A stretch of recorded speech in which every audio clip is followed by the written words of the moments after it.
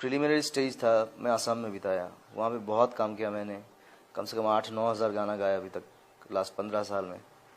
फिर मैंने धीरे धीरे बॉम्बे शिफ्ट किया और डिसाइड किया कि यहाँ पे रहना है, यहाँ पे भी काम करना है। और 1-2 काम मुझे मिलने लगे बॉम्बे में।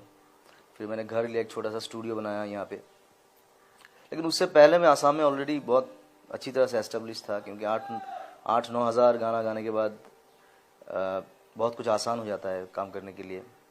और अपना प्रोडक्शन हाउस बनाया आसाम में, स्टूडियो खोला वहाँ पे। तो उसके बाद मैं एक्चुअली अपने आप को वहाँ पे एस्टेब्लिश करके फिर मैंने बॉम्बे शिफ्ट किया। तो मेरा स्ट्रगल लाइफ थोड़ा अलग है यहाँ पे। बॉम्बे में सबसे बड़ा प्रॉब्लम है फाइनेंशियल प्रॉब्लम, क्योंकि यहाँ पे रहना, खाना पीना, घर, बहुत ज़्यादा पैसा लगता है यहाँ पे। तो वो प्रॉब्लम मुझे नहीं था, क्योंकि मेरा आसाम का पूरा बैकग्राउंड था वहाँ पे, पूरा प्लेटफॉर्म था।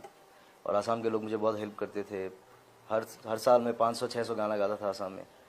तो उस हिसाब से मेरा स्ट्रगल थोड़ा डिफरेंट है। It's not a simple struggle actually. और बेसिकली मेरा ज़्यादा कुछ स्ट्रगल नहीं है बॉम्बे में।